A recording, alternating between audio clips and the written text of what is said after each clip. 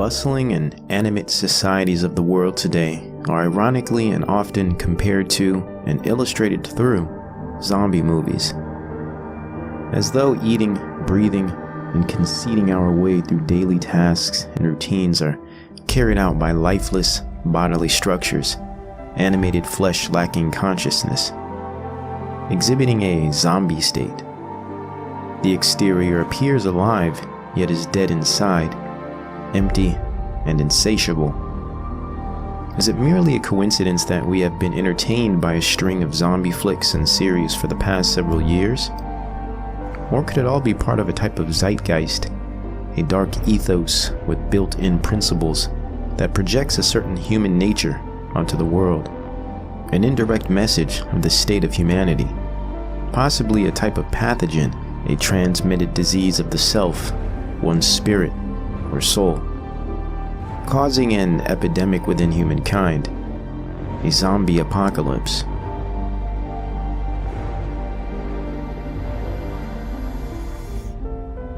But what if this state of being, or lack thereof, is something much more specific?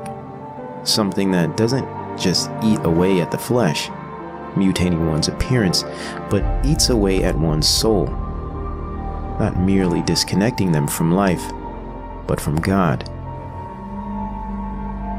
Modern society may not exactly be suffering from a literal zombie apocalypse, but it is suffering from something analogous, something closer to a zombie state than its definitions may readily offer.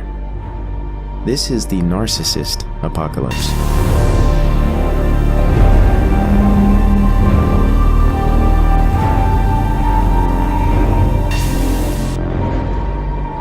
Narcissism is plaguing culture and mass society in a way like never before.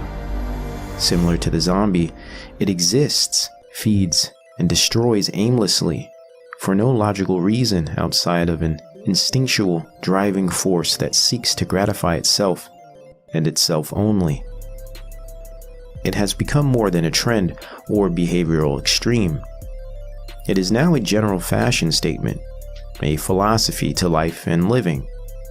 Theorists today define it as a type of socially adaptive strategy formed in response to cultural norms or abuse.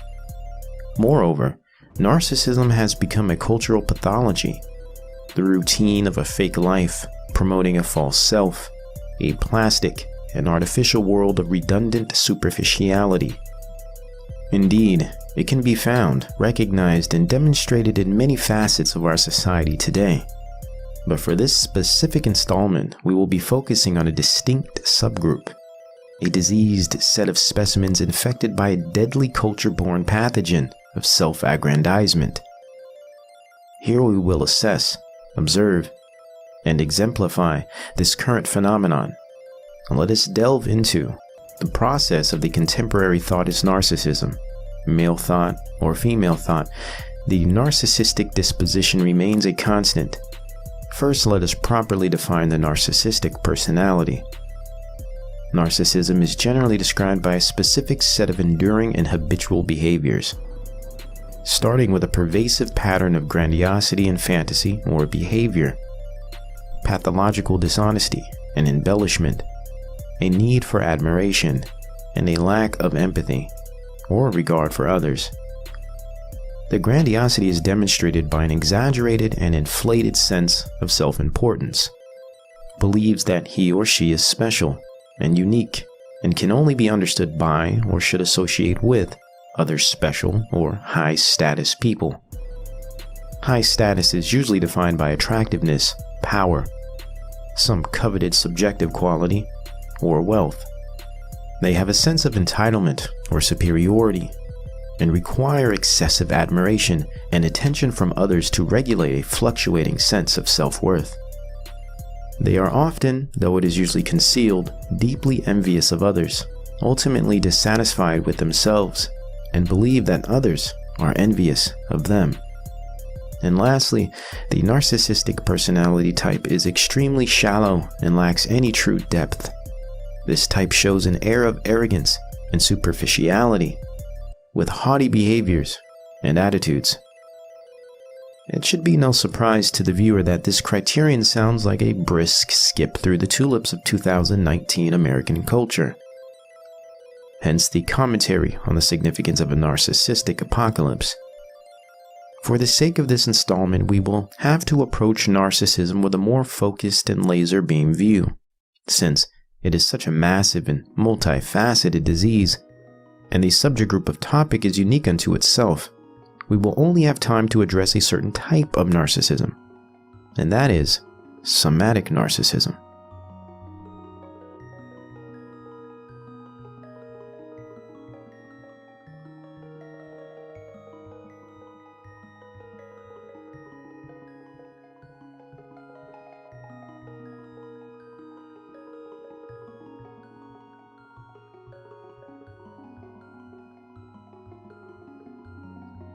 According to Vaknin, the theorist behind the designation, somatic narcissists leverage their bodies, appearance, material assets, and mainly their sexuality to secure an uninterrupted flow of attention and adulation. We could look at this illness as a fertility goddess complex. Though men statistically exhibit pathological narcissism at a higher rate, as of recent, female narcissism has been on an alarming increase, especially due to the generational breakdown of the family causing increase in childhood abuse, as well as an overrepresentation of somatic narcissist types in entertainment and contemporary pop culture. Included with a full cultural takeover by social media platforms that have been scientifically proven to influence and cultivate narcissism, applications like Instagram and TikTok are of most influence currently. The emerging persona and histrionic identity of the IG thought is a great example of this. And the same behaviors, values, and messages are mirrored in a complementary fashion via mainstream and independent scene entertainment. The point being, somatic narcissism isn't merely a condition of the famous and disturbed, but it is now becoming a distinctive trait and attribute of the general public, and most importantly, the millennial and Z generations.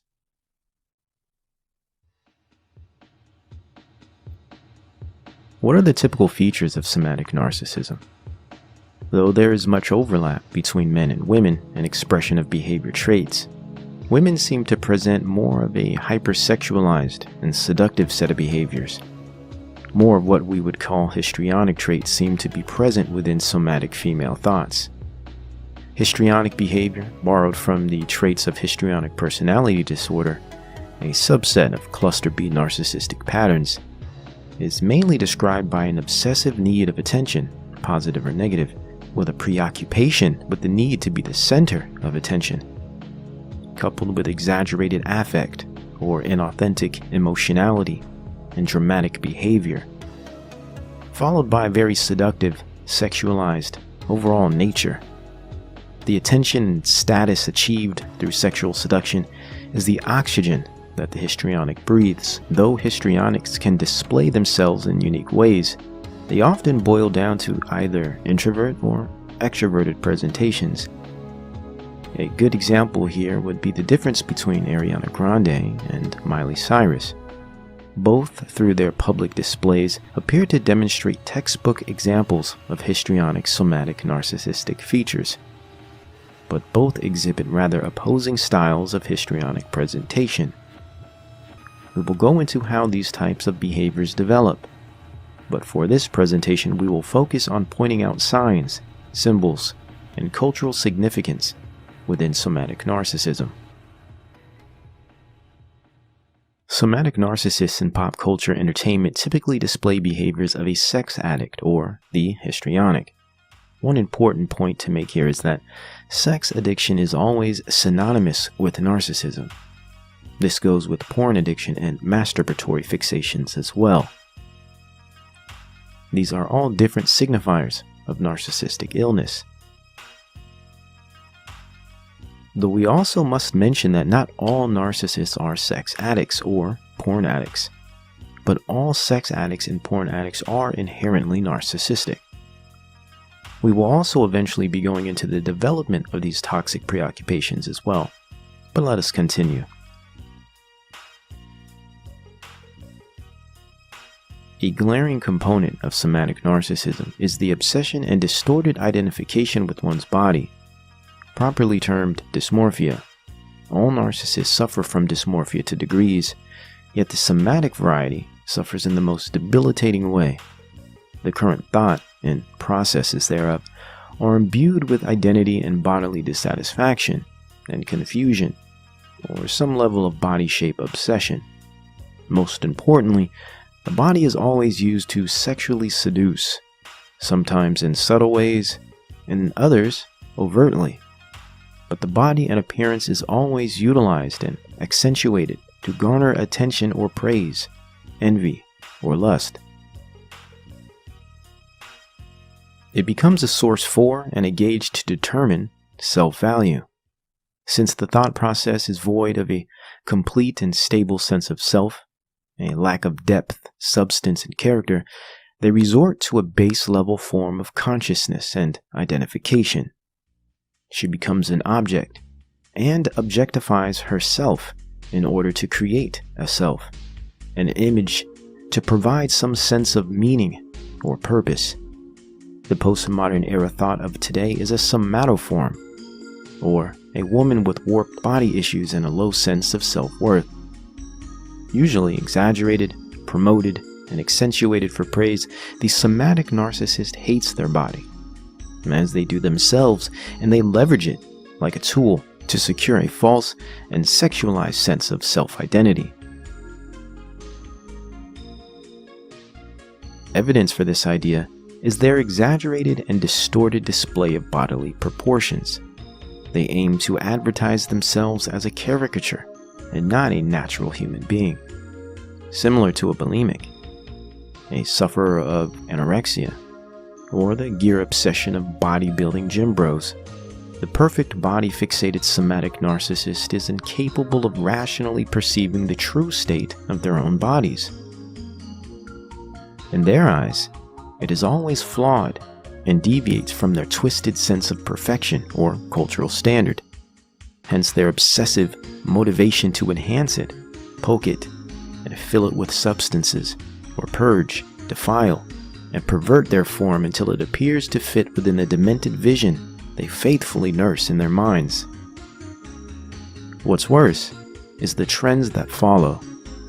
By way of the halo effect, and cult of personality, and cult of celebrity, these dysmorphia-born demented visions become normalized into society and pop culture. Their cartoonish bodies are lusted after by the sexes for no good, healthy, or rational reason, and even mimicked and adopted by the narcissistic general population.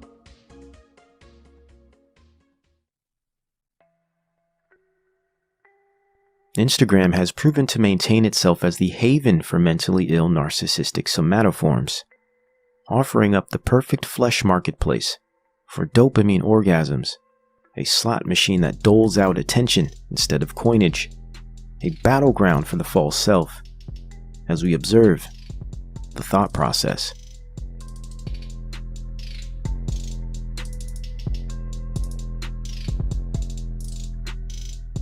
They crawl and occupy social media feeds and story threads to be seen, revered, and reminded that they matter. Remind them that they are real and alive. They treat their face the same, like a detached edifice, an ornate storefront selling the goods, a prized bread-winning horse in the big race, beating their face, as it were. The somatic narcissist leverages their facial structure with elusive contour and exaggerated flair to again secure an uninterrupted supply of attention, adulation, and praise. The deep-seated insecurity of the narcissist needs a consistent stream of reassurance and acknowledgement. Hunting eyes and hearts, man-boys and the envy of other women, casting out a net desperate to convince and re-establish the validity of their grandiose sense of self, or garner compliments to appease the depravity of their permissive self-loathing. Empty inside, clueless to their true selves, the narcissist seizes their detached bodies as weapons of mass destruction, destruction of themselves and those whom they encounter, aimed at the masses, speaking in archaic, animalistic, base-level language. Their devices like cuneiform tablets, black mirrors, or a vanity set, while they look down at it compulsively. Mirror, mirror on the wall, who is the fairest of them all? The smartphone has become nothing but a mirror as we gaze into it, awaiting our audience to reflect our illusion, establish and validate our image, and define its value. But what about the distinctive behavioral degrees of dysmorphia? Two specific degrees appear to present themselves culturally.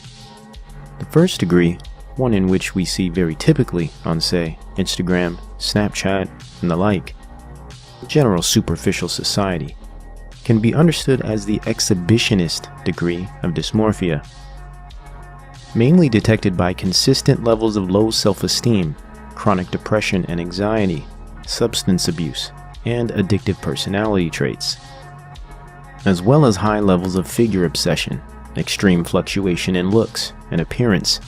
We could call this the hollow doll category of dysmorphia. Empty inside, obsessed and preoccupied with the labored management of the outside, the ornate edifice of image, the false image of self, superficial, shallow, simple-minded, and blemish-phobic. The hollow doll remains as the entry-level category of dysmorphic somatic narcissism. This first degree of dysmorphia is that in which threatens the development of very young, impressionable girls today, especially the 11 to 16-year-old ranges. Though somatic narcissism is not unique to females only. Just wait until we cover the male categories of somatic narcissism. This is when things get real interesting. But for now, let us continue. The second category of degree is a subclinical type of dysmorphia, detected by its more severe and obsessive nature. This degree would be termed fragile dysmorphia. Fragile describes the heightened degree of narcissism and lack of self and identity. What makes the fragile somatic narcissist stand out is their encompassing fixation on their bodies and appearances.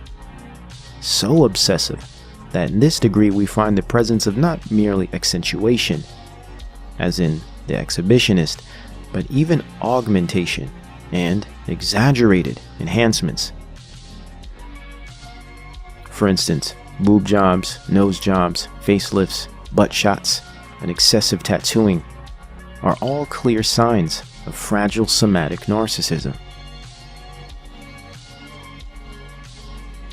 Usually following the exhibitionist stage, hereby investing in a diligent existence of body and image transformation, a life on stage, reshaping, remolding, and ever improving one's body and image to survive and feel real. The excessive and obsessive nature of their need to seduce and appeal to others is indicative of pathological narcissism, demonstrated by a hypervigilant attempt to be seen and coveted, which is a result of a massive void of self, fear of intimacy, and insecurity. Kim Kardashian and sisters would be the quintessential example of a fragile somatic narcissistic family.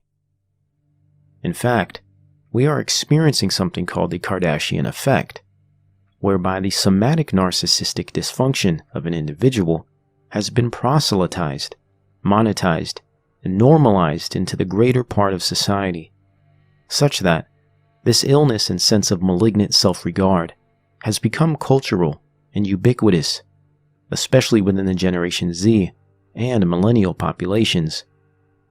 We are now witnessing a bodily dysmorphic culture of subclinical somatic narcissists.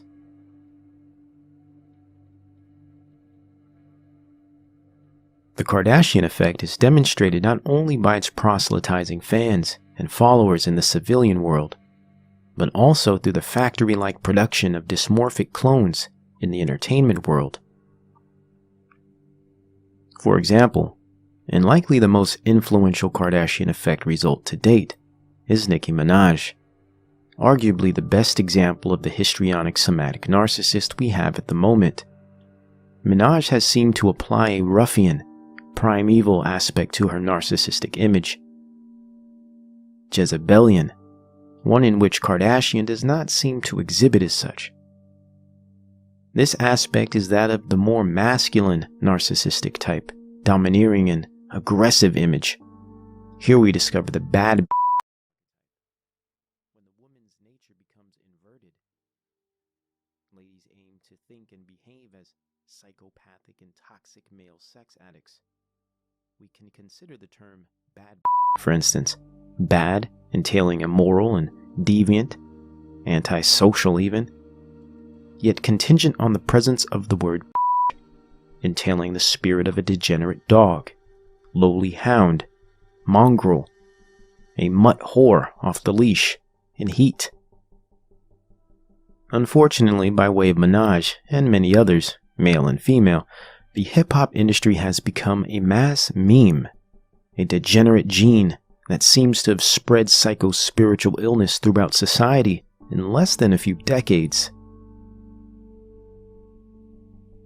Like a disease, or planted seed, came many clones that have reified Nicki's nature and spirit, modified her allure and presence, but overall have assisted in inculcating society with a culture reference and initiation into the grips of psycho-spiritual narcissism.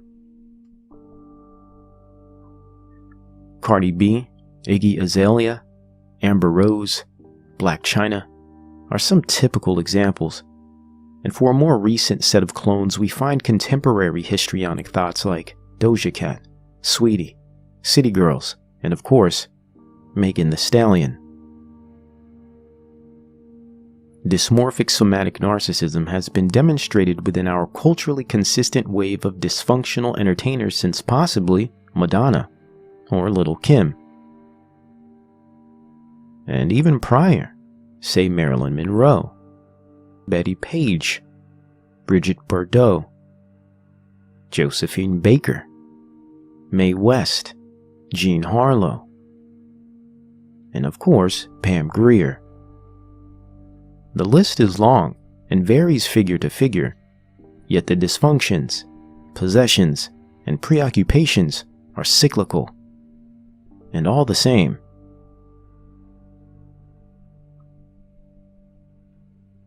Again, we witness the modes of somatic narcissism through bouts of depression and self-loathing, emotional dysregulation, serial dating, infidelity, and patterns of toxic relationships.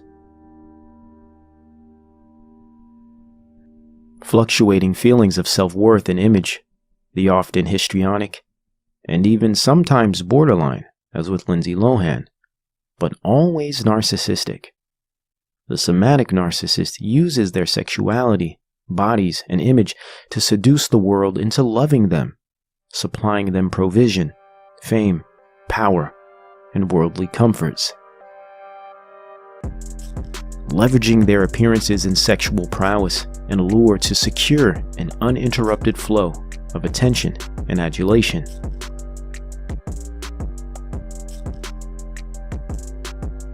Arguably the most devastating and disconcerting category of entertainment somatic narcissism is that of pubescent somatic narcissism. Give me your wallet. Targeting young, impressionable children, the pubescent, pre and post, with sexually mature and adult-themed content.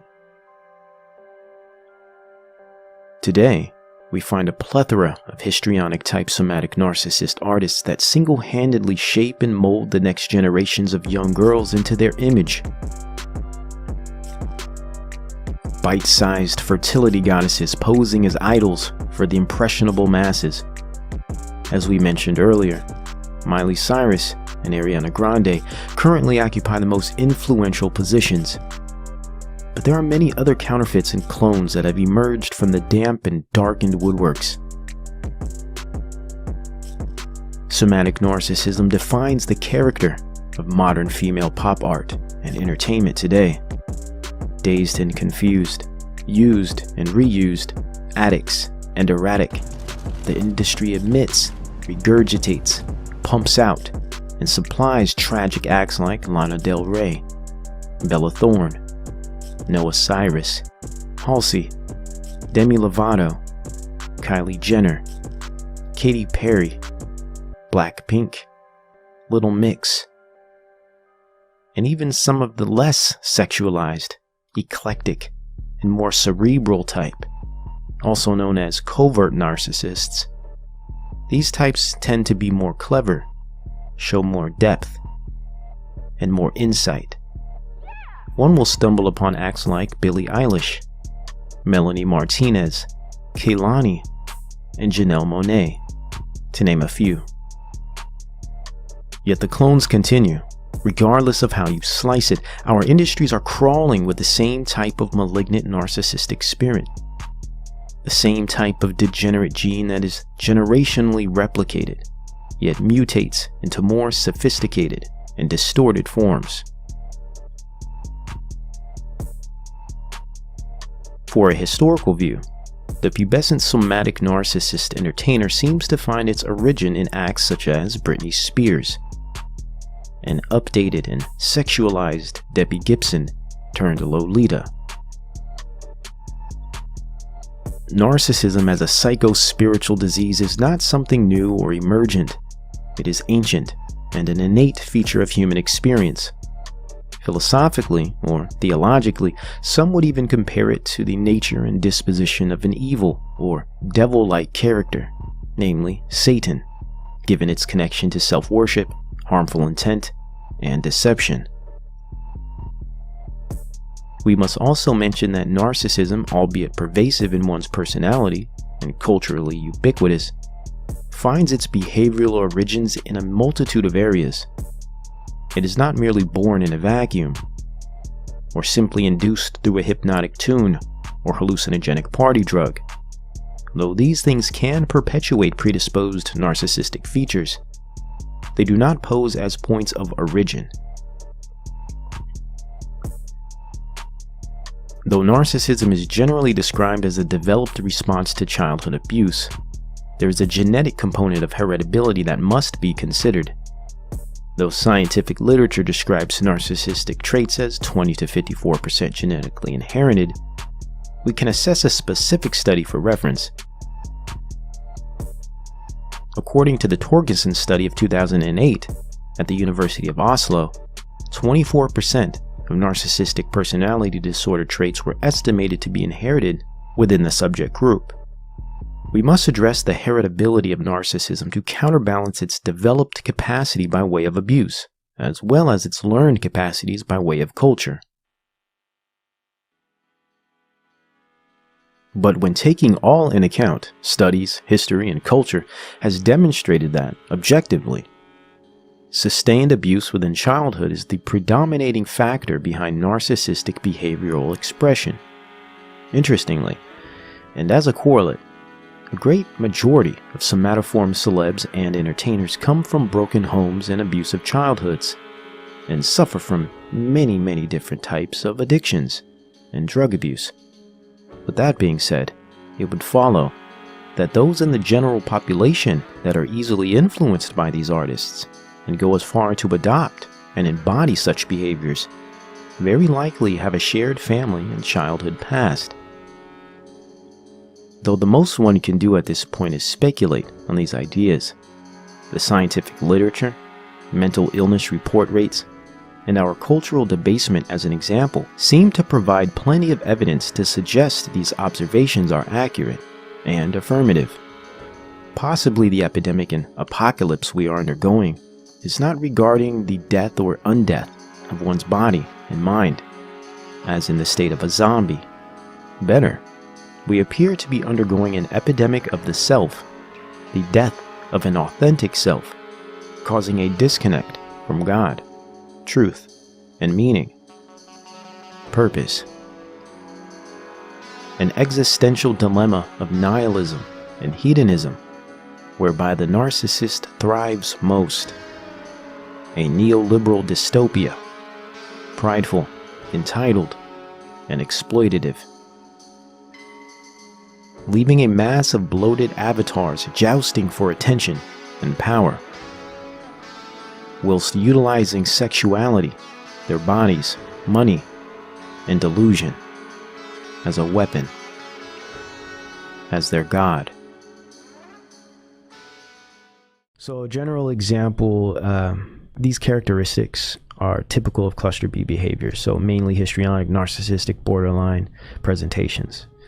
Their instability of self-image, instability of self-worth, make them especially prone to misjudge their bodies.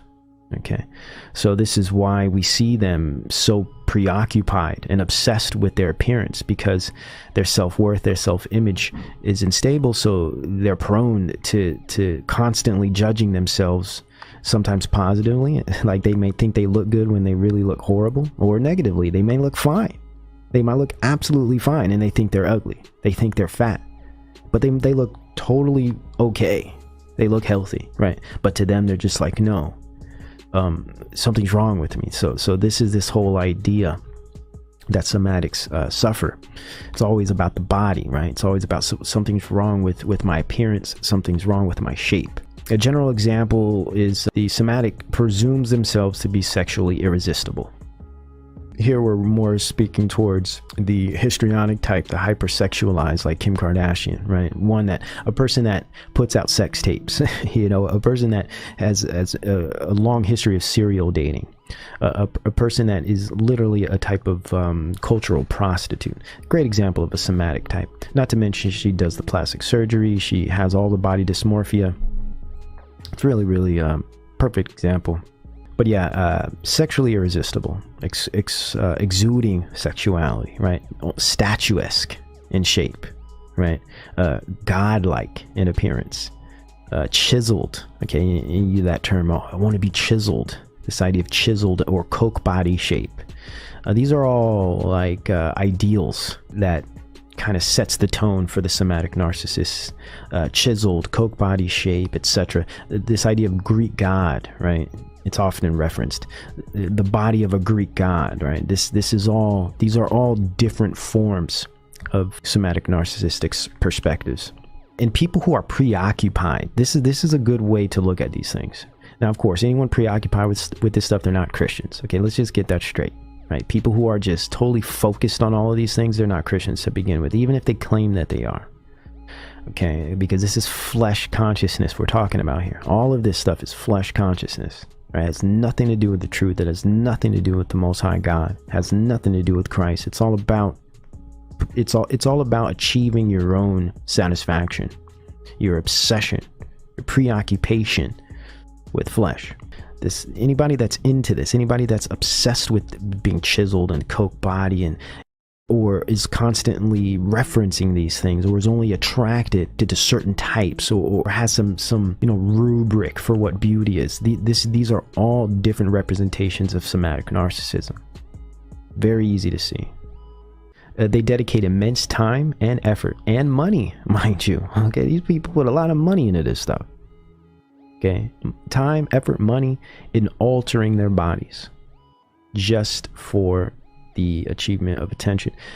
Gym bros and bimbos. These are great examples of somatic narcissists. You go to the gym, you see all these, there's this archetype now, the gym bro, right? That's a perfect example of a somatic narcissist. And bimbos, these kind of bimbo type, very superficial, very stereotypical. The Stacys and the Chads. The Stacys and the Chads are great examples of somatic narcissists. And it's interesting how these characters, these archetypes, organically come about out of culture. The Stacys, the Chads, the incels, they've organically come out of culture. It's not like someone wrote this stuff. This is real reaction to society and the fallen nature of man. It's a real reaction, and it's fascinating to me how when they create these organic ideas, they perfectly equate to things like somatic narcissism, things like cerebral narcissism, things like spiritual possession. They perfectly align. They're just parallel with all of this stuff. It's really interesting. Yeah, they're masters of seduction. Okay, these people are masters of seduction. They're masters of sexual seduction mainly. And even they'll seduce you with their belongings. They'll seduce you with their cars. They'll seduce you with their brand names, right? They'll find some way to seduce you. It's all about seduction. It's about seducing you into giving them that attention. Very animalistic, predatorial, pathological, right? That's what they're about. Sex, attention, and the envy of others is a form of currency to them. Okay, it's even worth more than real currency. That's why they spend all their money on it.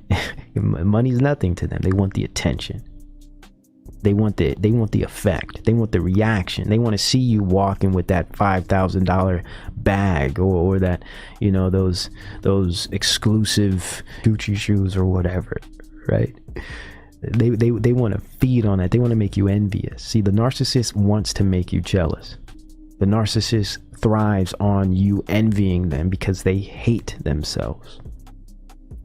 And the interesting thing about narcissism is that they play this game like they're so independent and they're so strong and they're so brave. We understand that's a facade. But what's deeper is these types are actually codependents. The narcissist of all types. Doesn't matter what type, introverted, extroverted, vulnerable, grandiose, they're all codependent. They rely on your attention. They rely on your perspective of them. They rely on how you perceive them. Without you, they disappear. It's fascinating.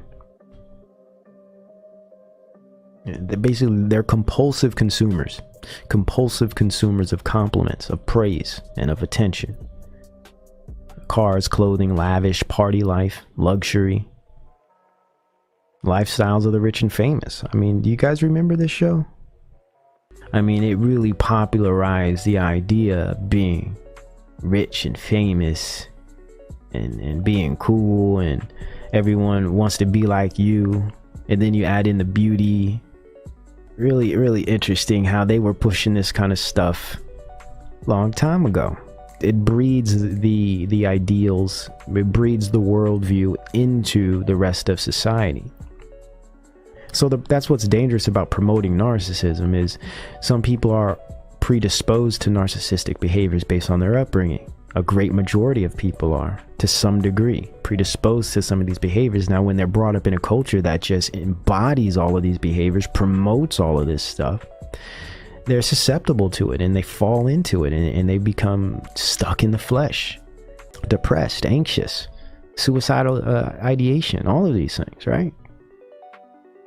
Hollywood, the music industry, pretty much thrive on somatic narcissism. That's why I think it's important to even mention it, because our entertainment industries thrive on this specific type of narcissism. Online, especially YouTube, is brimming with somatic narcissists. And then you look at the IG models, Instagram, brimming with somatic narcissists. And the beauty industry, okay, the makeup and body modification industry. You know, now you got guys involved with this. It's like they live their life to paint their face.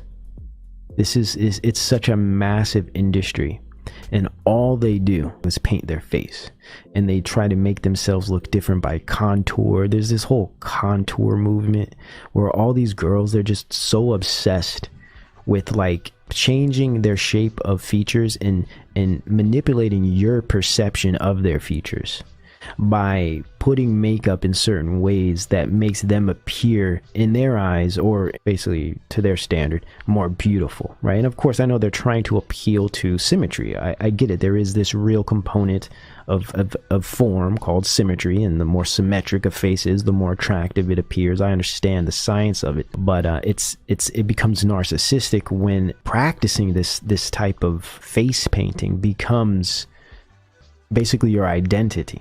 Right? It becomes a part of your self-esteem. It's now, every girl that wears makeup is not a narcissist. I'm not saying this, but what I'm saying is when you get into the depths of some of this, it's highly narcissistic, especially the Instagram models and the YouTube makeup artists and these makeup gurus and stuff. Really, really wild stuff, especially when you get the guys involved with this, these men, these boys, these whatever they are. They're highly possessed. They suffer from serious illnesses, and somatic narcissism is the perfect type of narcissism that they struggle from. This specific type, it's very sensory focused, very body appearance, flesh focused.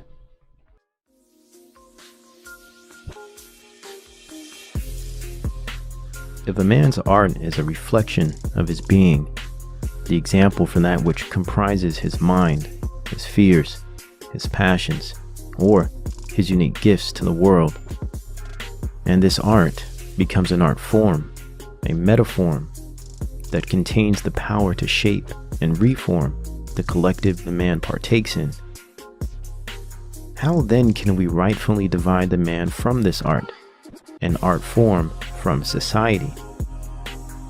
How can we parse out this seemingly symbiotic ecosystem of art and man, art form, and culture? Has the art become the society? Has the man been replaced by the art? Has the medium truly become the message?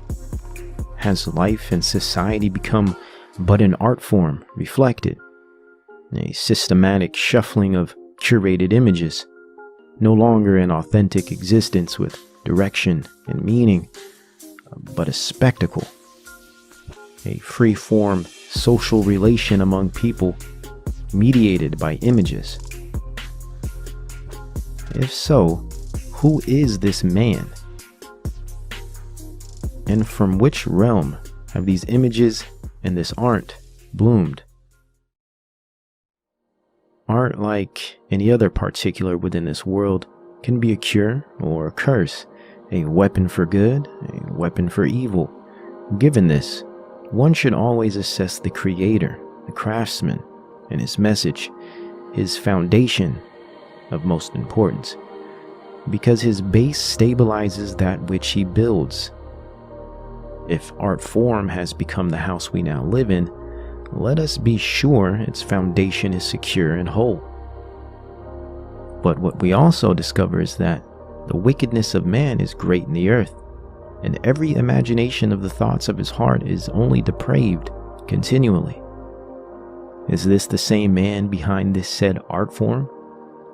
This medium conjoined to its spurious message?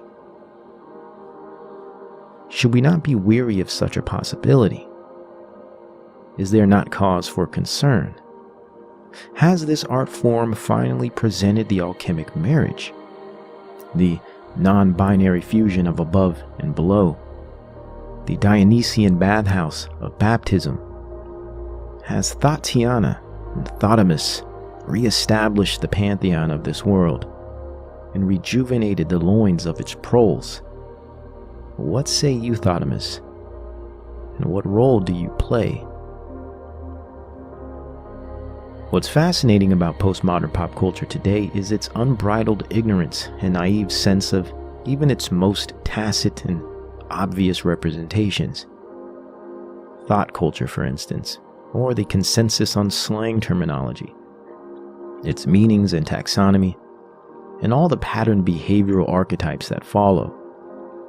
They have no real conception of what they believe in, essentially. They have no clear understanding of their own behaviors, wants, and primitive desires. Like feral animals, they frolic and spew. Like wind-up toys or battery-powered trinkets, they click and clack about, sputtering a broken language they create as they go, or learn as they attend to their culture, taken by the whims of emotion and libido. Here the clueless and rabid masses construct a disembodied and brave new world. The interesting aspect of it all is that their cultural behaviors and compulsions are extremely easy to describe through different forms of psycho-spiritual pathology. If they only knew that much of their trends and postures accurately describe verifiable examples of pathological mental illness. Right. Crazier than crazy. Documented sets of toxic behaviorism, and types of activity found in demonology. As we witness the inversion of the sexes and merging of the genders, we also discover a pathology within public behavior. As a culturally dominating feature, we can see somatic narcissism restructuring the order and direction of things, foreshadowing things to come, while disintegrating things that once were. Thotimus, we will call him, or the postmodern male of today's popular culture, is a great example of the pathological somatic narcissist. At times grandiose, and in others more vulnerable or covert, the somatic type of narcissistic male is all-encompassing and permeates the structure of what we once knew as masculinity. In fact, and to be clear, there is very little masculine about the postmodern male today. Often described as toxic masculinity, alpha male, or chauvinistic, male culture today is not masculine at all. It has become an inversion of masculinity, a distortion of its principles, similar to how femininity has experienced an inverse treatment. As a butch woman, and dating has been awesome. For me, it's about being dominant. Sex toys just totally aren't my jam. As a butch woman, I like to use my hands. The somatic narcissistic male of today is a pseudo-alpha specimen, coupled with a sensual, beta-type nice guy specimen, a weak, emotionally unstable, and insatiable childlike being. Both, and to varying degrees, pursue the life of a false self, consumed by self-deprecation or grandeur, pornographic obsessions, and a reliance on the acceptance of others. The postmodern male of contemporary culture is an impotent lout, a parasitical growth within the bloodstream of our species, threatening its survival. The most troubling aspect of this condition is that it appears to have been procured and rolled out by design, and now promoted through mass distributed media screens, commercial product marketing, network news, and mainstream broadcasting of all configurations. The pseudo-alpha male and the sensual beta-type male have, in exchange for authentic masculinity, become the rubric for a new manly duplicity and postmodern manhood in general. A double-minded man, unstable in all of his ways. Thotimus reigns as the pantheon phallic god of the pseudo-alpha male variety, the shallow and desperate man-boy of low character and resolve, that thinks between his legs and bears little fruit above the neck. We find most of his attributes fashioned through the sentiments of the hip-hop culture, a modern musical paganistic sex cult that hides its spells and rituals behind hypnotic beat algorithms and further disguises itself in superficial appeals to ethnic pride and a universalist shared identity. But if we were to be honest, we would have to locate its true genesis within the 70s blaxploitation film. Here we find the lowest and most exploitative aspects of inner-city black culture catapulted into mainstream society. Draped over the eyes of viewing audiences, decorating the next generations with the perfect urban regalia to demonstrate they are down and hip, cool, and later, bout it. A long drawn-out succession of depraved, degenerate, and overall counterproductive elements of black culture has eroded sensibility and virtue within the mass socio-cultural milieu, and in response, has systematically redefined the behavior of its citizens, and moreover, popularized, monetized, and lionized a new representation of the popular man. A residue that has rubbed off and accumulated itself, growing more and more deranged over time. Though there are many facets within the deconstruction of the natural masculine. For instance, dysregulated socioeconomics, usurpation of naturalism over Christianity, technological progress over moral foundation, quantification over qualification, narcissism over community, state over family. The list is long, and all play their specific roles succinctly. But of most salience to the postmodern eye is the conspicuous projection of mass media pop culture and the deep-seated messages therein. The new popular man of cool, sexually omnipotent and irresistible, detached and cunning, smooth yet hard as granite. The popular man demonstrates all the specific facets of the somatic narcissist. An alpha male minus all of its virtue and character, rendering him a pseudo-version, plastic, tacky, and glib. Detached from a true self in exchange for an image, detached from his own body, such that it becomes an inanimate object that he wields like a sword, not for fun, but for his own imaginary survival, to slay his prey and exhibit his dominance over all that he hates and despises, all that repeatedly remind him of his true impotence. His entitlement turns to murder as a recompense, a reimbursement for things ungiven, fulfilling the massive black hole within him.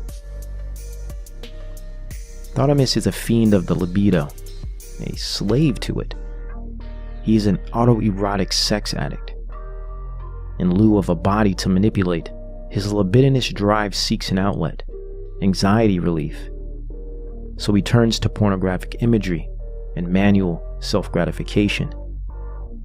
The homosexual act of masturbatory fixation. Postmoderns today endear the act with the term fapping, an act once designated to pubescent boys in hormonal transient stages, has now become culturally ubiquitous, cross-generational, and overall pathological. Amidst a neo-age of weak and deracinated men who today seem to encounter life similar to children, a strain of cultural neoteny sets in, whereby arrested development is normative and behaviors of earlier stages in life are retained, reconstituted, and practiced habitually. This new atomized culture and deracinated men and women create a void within them where substance and meaning is to exist. A state of existential dread ensues. Therefore, they inherently default to the lowest common denominator for direction and satiety. They default to their base level understanding, the flesh, sexual stimulation, sexuality as a philosophy to life, and filter through which one experiences it. This lifestyle, rid of direction, order, and moral foundation, waxes one cold, aloof, naive, and susceptible to the darkest natures of mankind. A good example of the result of this dynamic is the archetype of Thotimus, the sometimes pseudo-alpha, other times sensual and soft beta type. Thotimus takes on many presentations and expressions, but his lowly spirit of pride, lust, and depravity infiltrates all forms.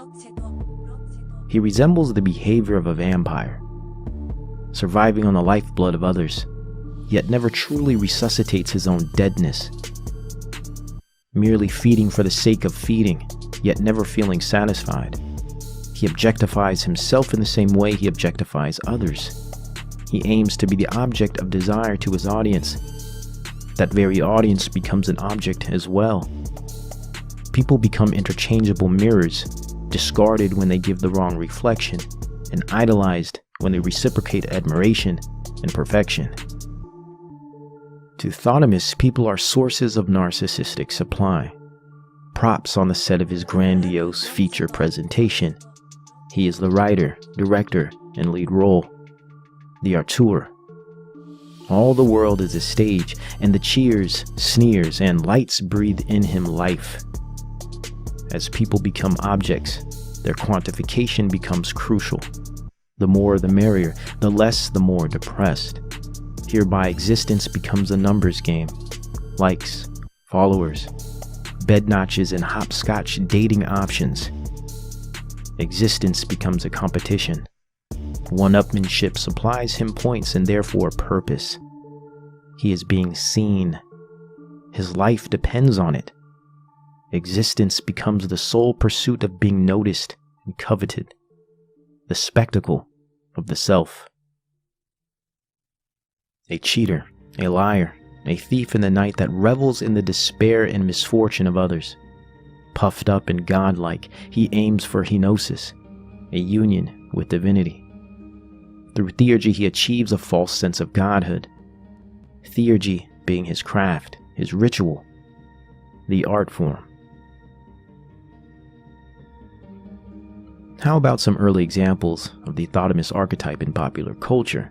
Rather, male proto-thoughts of our generations that have, along with their female counterparts, posed the confluence of gender-specific somatic narcissism in entertainment culture.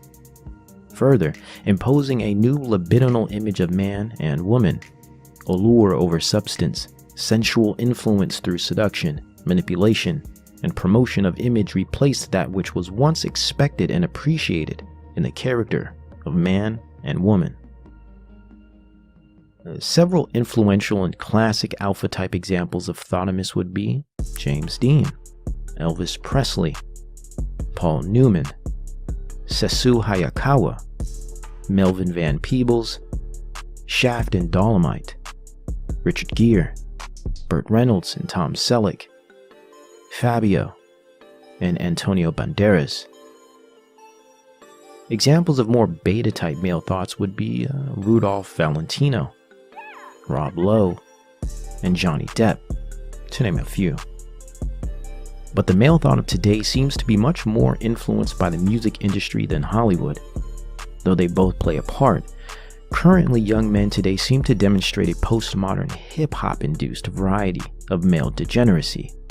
With that being said, it would only be right if we look back into some early music cultural influences that have manufactured the contemporary male thought of today. Music and its strategically designed artists have always had its seductive and libidinal influence on its audiences. Performance art in general has demonstrated this component. Vaudeville, for instance, which one could argue single-handedly laid the foundations for the porn industry that would develop decades later. The art form here seems to provide a type of trance-like experience through auditory forms, and mixed with specific messages and images. Certain moods are then created, reactions and behaviors are then produced by way of those moods. Here we find a stimulus-reaction cycle in entertainment music that can be described as libidinal induction through hypnosis. The libido, or sexuality, plays as the linchpin within the process of the entertainment-born stimulus-reaction cycle. This specific cycle is that which has not only been used to popularize entertainers and musical brands through seduction, but resulted in a cultural affect that mirrors the messages and libidinous nature of the entertainment. Simply put, degenerate music has exacerbated degeneracy in culture by reinforcing its affect through repetitive exposure. And not just repetitive exposure alone, but repetitive exposure across demographics through cross-generational indoctrination. A little something for mom and dad, grandpa, grandma, and a little more for the kids. Many movements have utilized this hypnotic cycle for influence culturally, with libidinal influence being the standard mode of attention. Let us point out some high points of indoctrination historically. The modern thoughtomist of the hip-hop variety has a rich historical development. Of course, we must always begin the libidinal disturbance in culture with the sexual revolution of the 60s era counter-cult. You know what I mean? You talk about the hippie. What is the hippie? Where does the name come from, hippie? Why don't you talk about the younger generation, the people who are changing? Why don't you talk about the people who know what's happening and don't agree with the old line of thinking? Why don't you talk about the people who believe in brotherly love and nothing else, and prove it every day on Haight-Ashbury?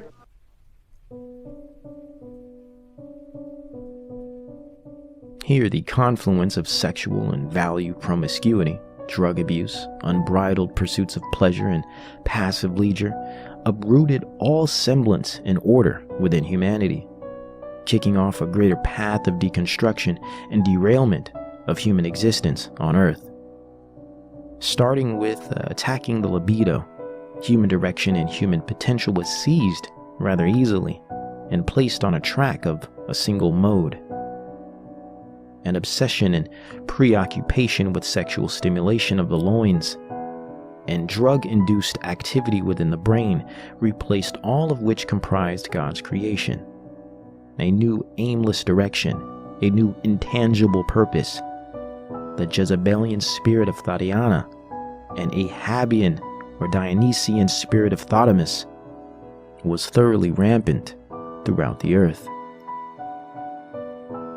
Soon this counter-cult would transform into Uranian dens of bacchanal, raging druggy and orgy groups, like the factory of Andy Warhol, or the developing disco era, which provided Studio 54, Bacchanalia in White Nose and Numbface. How does all of this relate to the current Thotimus of today? Well, where do you think hip-hop got its start? Why, yes, the disco era, and its culture birthed the first representations of the hip-hop movement. Though it is taught that Kool Herc and this one-man band organization spawned the art, it is rarely taught where most of its music was experienced, and where most early popular rap acts were allowed to perform. The dark and dreary homosexual dens and bars that reside within and adjacent to the inner city communities. Turbo Thought and blistering somatic narcissist Grace Jones had her start behind the same walls and was part of the same movement. At this time, proto-hip-hop culture and disco funk culture were synonymous, and in many ways, so were their messages. Sexual ambiguity, androgyny, illicit and customary drug use, buttressed by flagrant narcissism, the children of the counterculture, disco, funk, and hip-hop slowly transformed the nature of the popular man, more and more. By the early 80s, we would receive acts like Too Short. We could consider this figure Thotimus Prime, forming what I term the neo-blaxploitation movement. Too Short reintroduced the spirit of Superfly, the Mac, and Big Willie into the budding inner-city black rap culture, playing on the characters and being influenced by local heroes within his native Oakland and Outer Bay Area. Too Short turned out many young and up-and-coming boys, turning them into quintessential examples of grandiose, woman-hating, woman-using, attention-seeking, somatic narcissists. The postmodern deranged, libidinous male. This movement would dovetail with other areas of entertainment and reconstitute its allure and message. Later, we would be exposed to acts like Two Live Crew,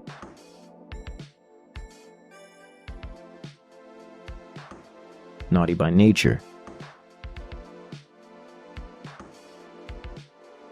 Snoop Dogg, and many, many others that passed on the somatic tradition of Thotimus to younger and next generation boys. With a strong emphasis on glorified violence and pride, hyper-narcissism and sexual omnipotence, the popular male has undergone much manipulation and transformation by way of hip-hop culture. It has bled into all facets of popular culture in general, and takes on a symbolic role in all regions of entertainment. cross-generational, and non-discriminatory.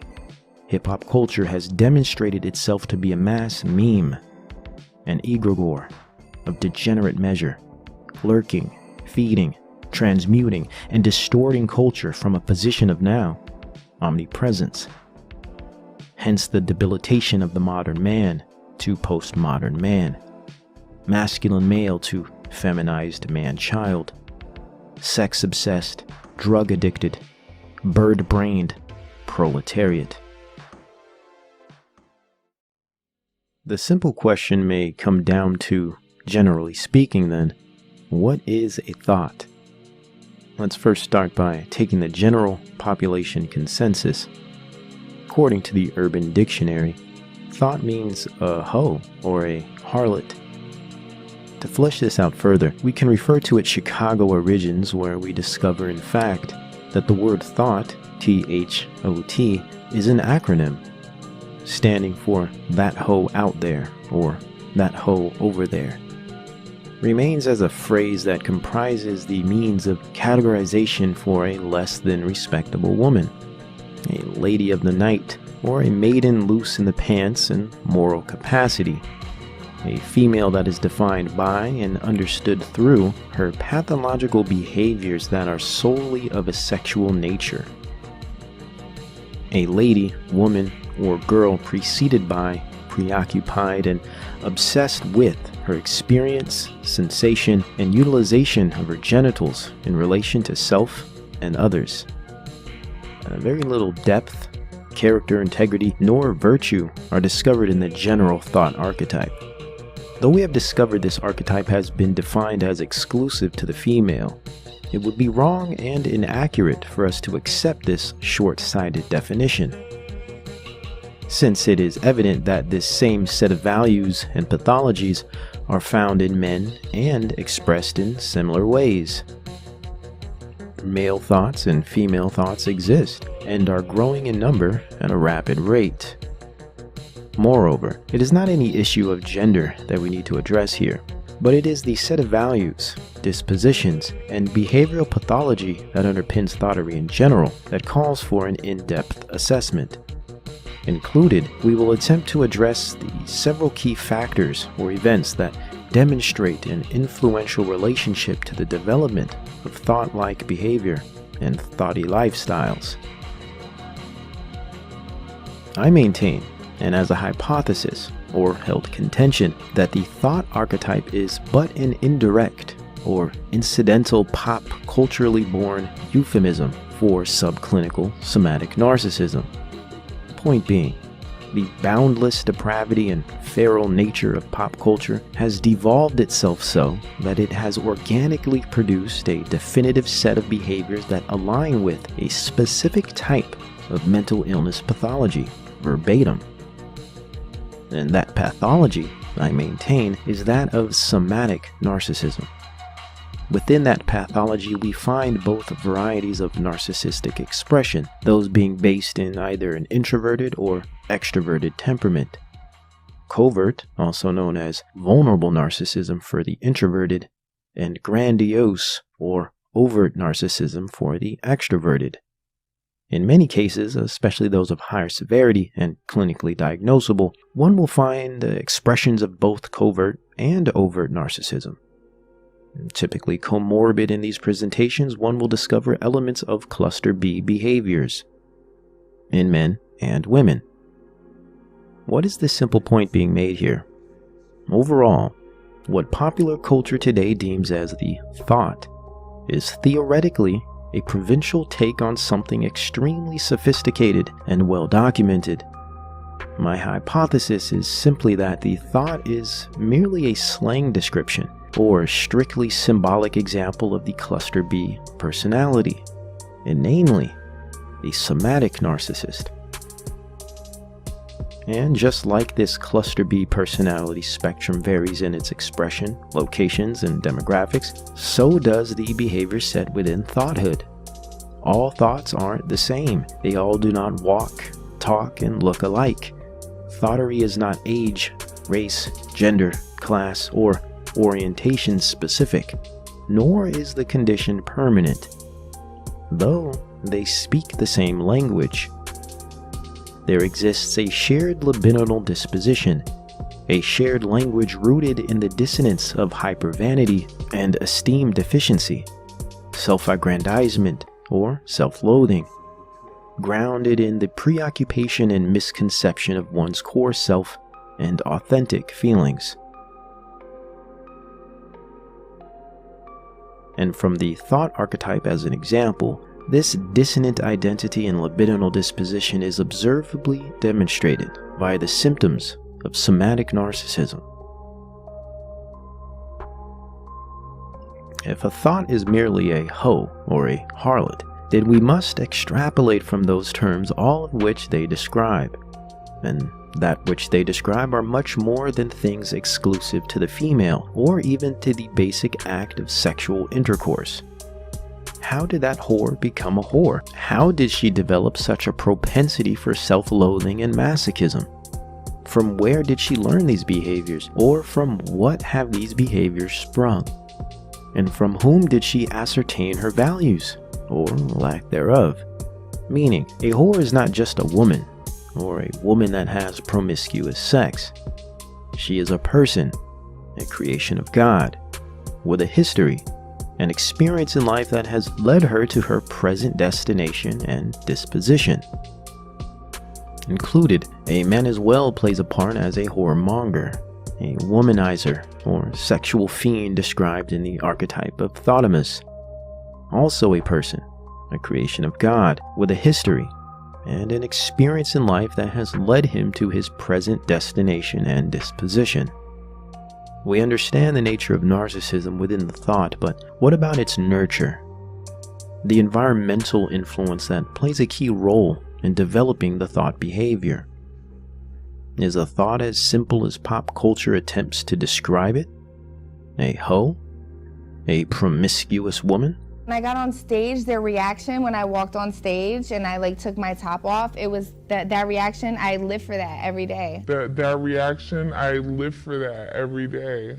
It seems this premature and lacking explanation boils thoughterly down to unrestrained and habitual knocking of boots. But this all does not simply stop at rootless and animalistic sexual depravity, but it entails motives to that depravity, antecedents of that hypersexual behavior, experiential points of reference throughout one's life that contributes to them, like abuse and trauma, socioeconomic foundations that also pile on influence, whether indigence or affluence. There are also family and value constructs, and of course there is the identity and the inconsistent or patchy development of the self.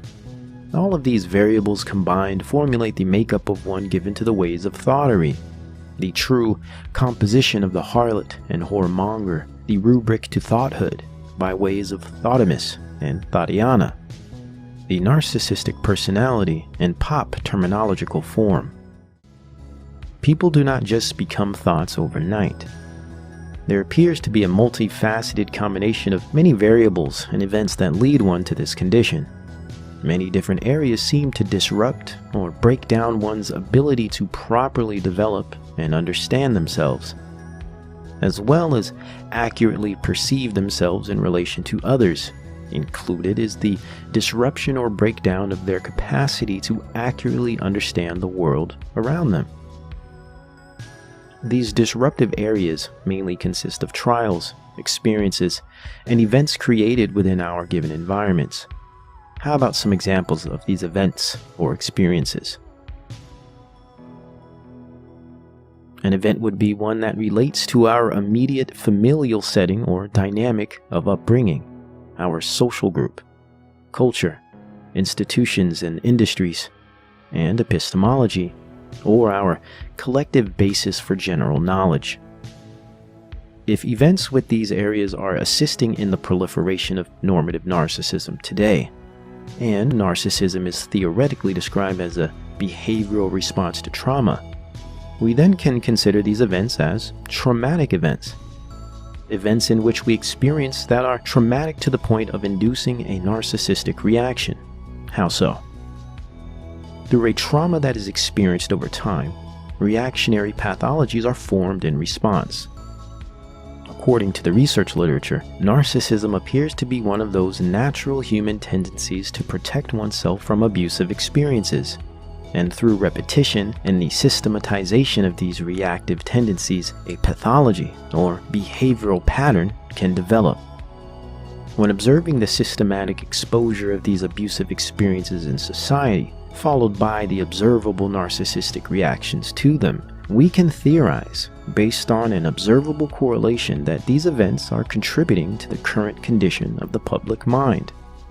Then further, through socio-cultural influence, these tendencies are often rewarded, reciprocated, promoted, and appropriated within the given environment, whereby narcissism becomes a trend, a praised attribute, and mirrored behavioral set amongst peers.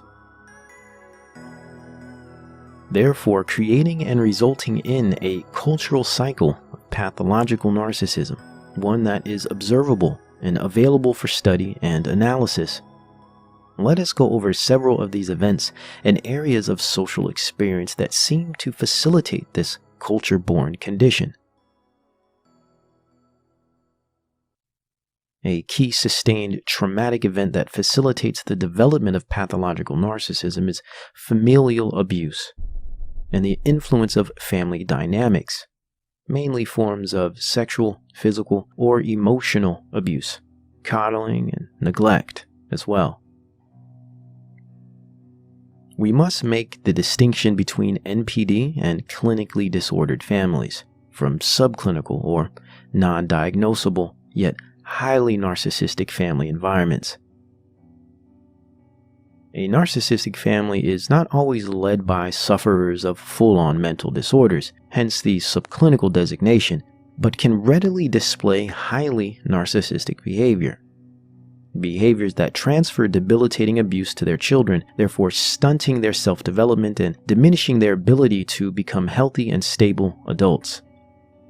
This type of subclinical, non-diagnosable narcissistic family has been extremely common in the 20th and 21st centuries and passes on its traits and behaviors generation to generation. CPTSD, or complex post-traumatic stress disorder, is currently the agreed upon condition for disturbed, troubled, or struggling children and adults who were raised in these types of families. Children and adults who are perceived to be affected by this condition are said to suffer from immutable low self-esteem, inability to sustain intimacy, and or blocked paths to self-understanding, grouped with chronic depression, anxiety and indecisiveness, addictive personalities, high impulsivity, and desperate needs of approval and validation. They typically suffer from impulsive and erratic relationships with what is termed the Big Three, one being the base triad, sex, drugs, and alcohol, two being food, and three, money or spending. Their proclivity to addictive personalities in general will detail a multitude of fixations that do not always adhere to the so-called Big Three.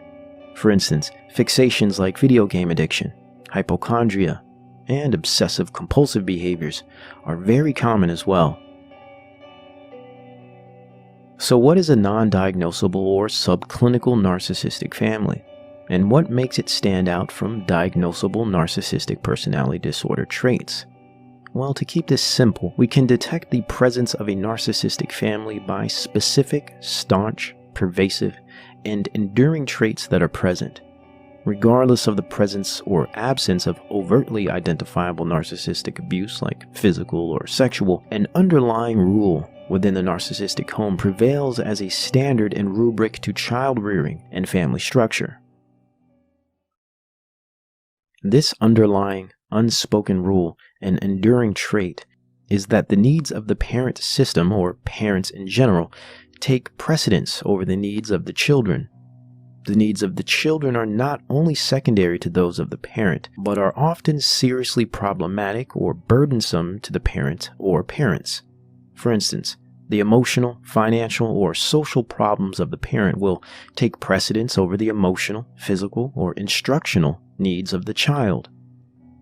The preoccupied and self-obsessed parent never seems to have the time, concentration, or emotional capacity to authentically engage with the child's needs. Furthermore, the responsibility of needs fulfillment shifts from the parent to the child. The child is then forced to ignore their own needs and confusions in reaction to them noticing the parent's needs and issues are more important and granted true attention and energy instead.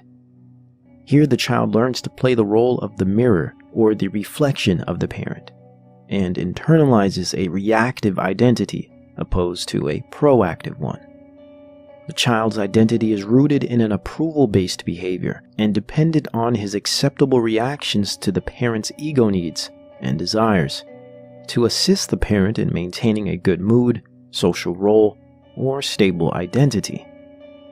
Whilst swallowing, burying, or sublimating their own true self.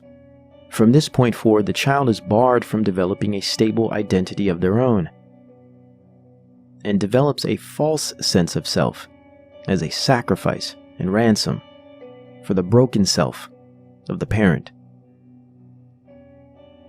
In this dynamic, the child either becomes parentified or parents the parent, and or neglected, shunned, or conversely, put on an unrealistic pedestal, becoming a type of trophy or prize, an objectified hood ornament of the family automobile. Hereby, the child is rendered to an object and extension of the parent system, a mirror reflection of the parent's worldview, the mini-me in mommy's pumps. She is more of a doll than a daughter. He is daddy's victory over old losses. He is more of a vicarious avatar than a son, a required pendant for the parent's identity, a checks and balancing system for their ego, a pillar and footstool for their own esteem, or in some cases a rub and pain, a taxing burden on their ambitions and selfish preoccupations. Sweetheart, look, why do you think I carry your baby picture in my wallet? That's not me, Dad. That's the picture that came with the wallet. Hey, when I bought this wallet... Simply put, narcissistic families are more concerned with appearing or feeling like good parents than actually practicing good parenting. They are more preoccupied with the discomforts of life while parenting than genuinely concerned with their duty of shaping proper development during childhood. Or they inherently never wanted to be parents in the first place and simply tolerate their children as they do the weather, traffic, or migraine headaches as strenuous, unavoidable, stumbling blocks of life, or tokens, precious metals with ameliorating powers that make one's loathed life worth living.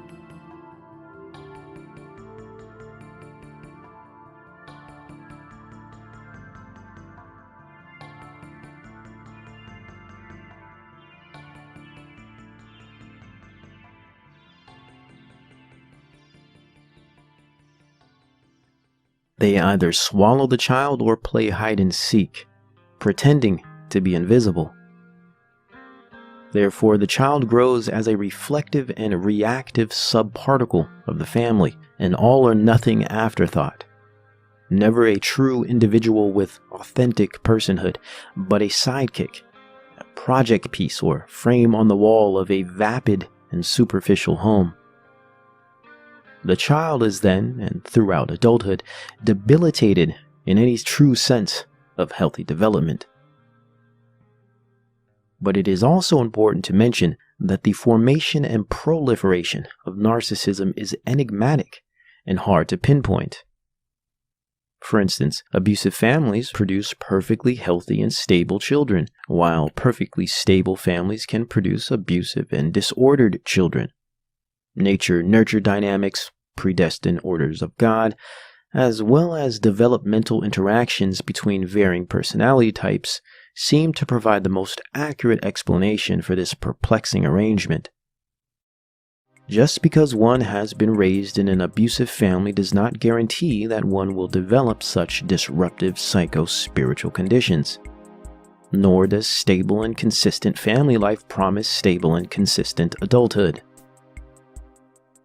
There are many factors at play, and exceptions are always considered. Yet it is the rule in which we are discussing here that appears to be having the greatest negative effect on the public mind and society as a whole. Another important traumatic event for the populace is the ongoing and systematic presence of 21st century technological conditioning.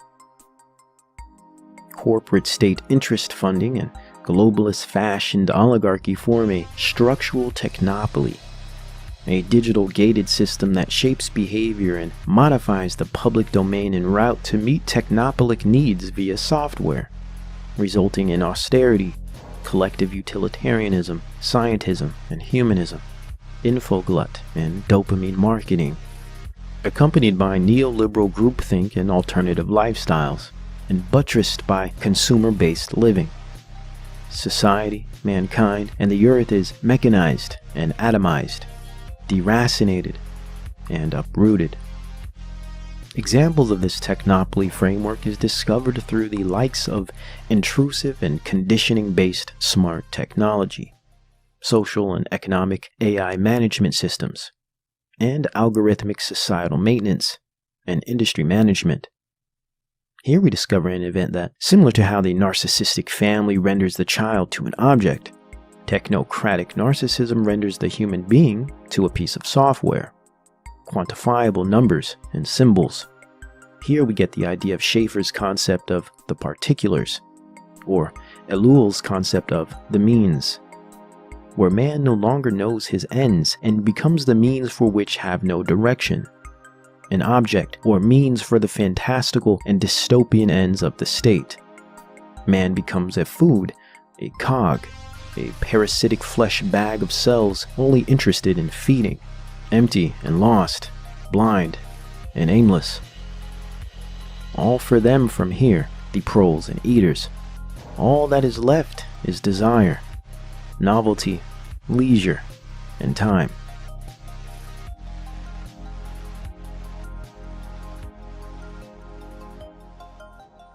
Then imagine mixing this with exaggerated amounts of useless information, also known as infoglut, and useless material products.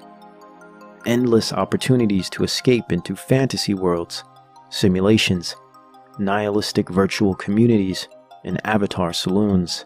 Media real quick, because I need as much social media action as I can get. Oh, my lights just went out again. Power has been shut off. Pay your bills. Where are my bills? They're out here. Pay rent.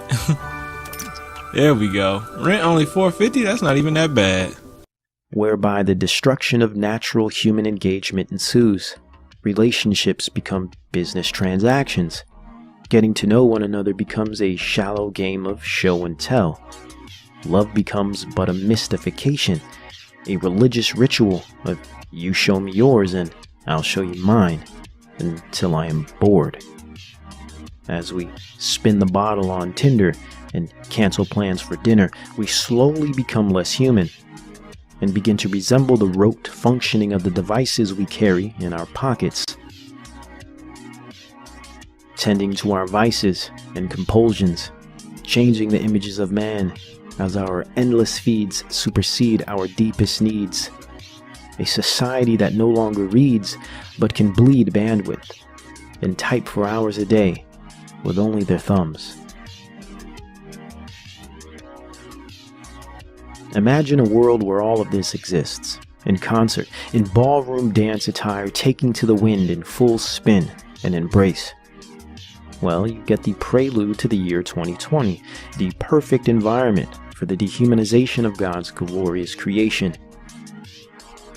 Therefore, honoring the prince of this world and air, finally proliferating the malignant narcissistic personality throughout the earth.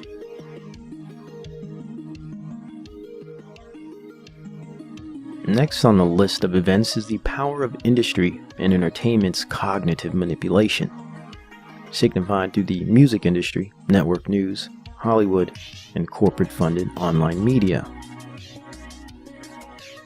Here we find the true battleground for mind and spirit of humankind. Mobilized and propagated through the tools of technopoly, the populace's passions are seized, and it willfully chooses its master, vacuous and rabid, lying down its life for the onerous task of death. Let us also consider the event of epistemology. Though technology media plays a huge role in that regard, the academic system has remained as a destructive force within the path of rational and virtuous human development. We can consider the negative effect of compulsory junk education systems that have moreover socialized and modified society instead of provided it in-depth learning capacities and classical and historical knowledge, and most importantly, a stabilizing foundation in the providence and truth of the Creator God and the finished work of Christ, through which mankind can understand, appreciate, and logically approach a fulfilling life. It moreover has remained as a statist system of humanist re-education facilities set out to manufacture uniform social groups and populations of malleable, predictable, basic functioning things instead of actual living people with sincere character and understanding, spirit, and authentic personage.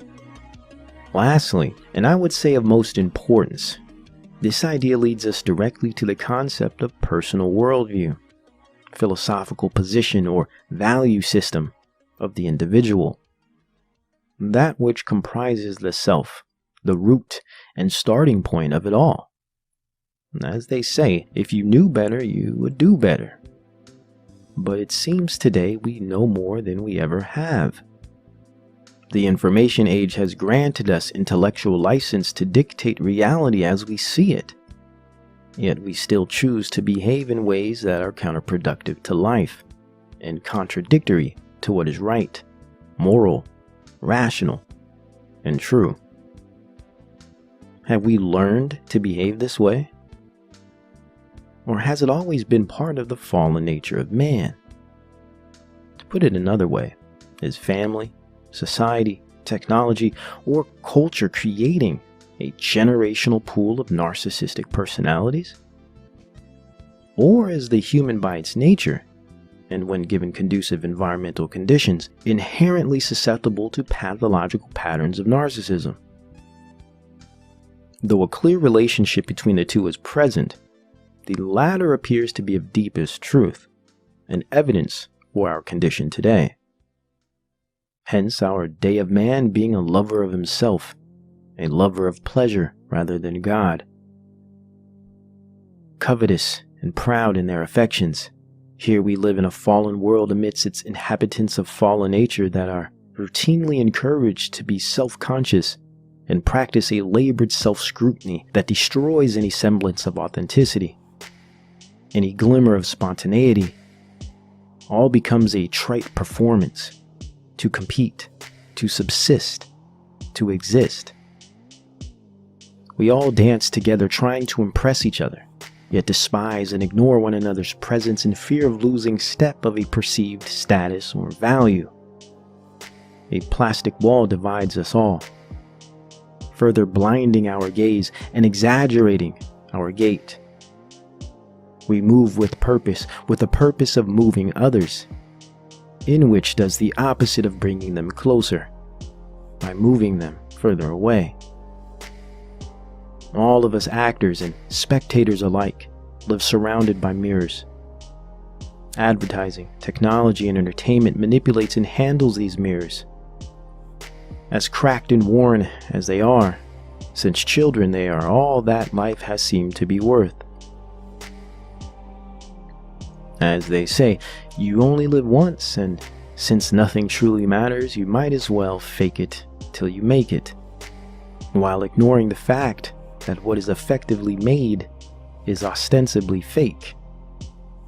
We live in a day when the creation disputes the creator is the highest form of being.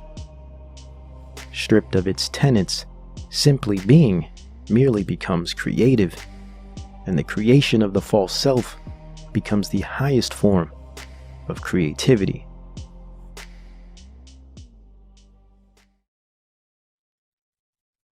So why the focus on thoughtery? Why the thought analysis?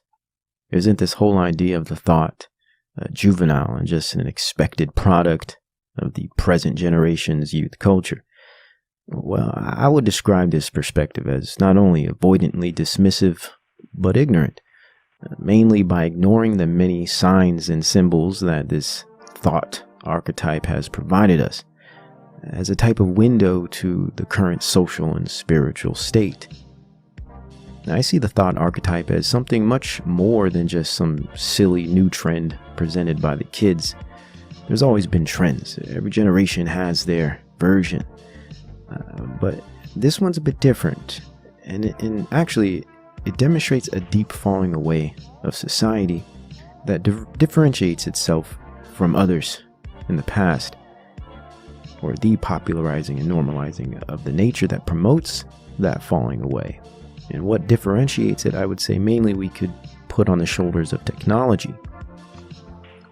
We've always been fallen, we've always been creating negative and detrimental culture, but through this new type of technology, the spreading or reconstitution of this type of culture is increased. The archetype basically points a finger at something bigger, right? I think this is pointing a finger at something much bigger, like mental illness or lack of spiritual awareness, lack of self-awareness, and emotional, sexual, as well as identity dysfunction. Moreover, an all-encompassing trend of these things. This thought culture seems to demonstrate the concert of these things. Furthermore, I see this somewhat isolated, debased, and absurd national trend as a symbolic example of a deeper international epidemic. Just because something is camp or provincial doesn't mean it is void of much deeper implications. Superficial and novel things in many cases can describe much more than their surfaces present when uncovered or analyzed with honest intellectual curiosity. Also, I wanted to attempt to highlight some ideas, and I do understand and am well aware that the great majority of society has very little understanding of what narcissism truly is.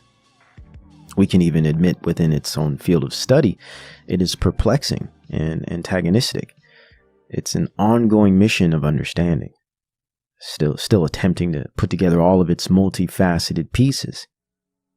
Similar to biology and its understanding of brain function, or science in general and its understanding of consciousness, or morality for that matter. Quantifying and materialistic or empirical methods cannot accurately describe qualitative and metaphysical concepts.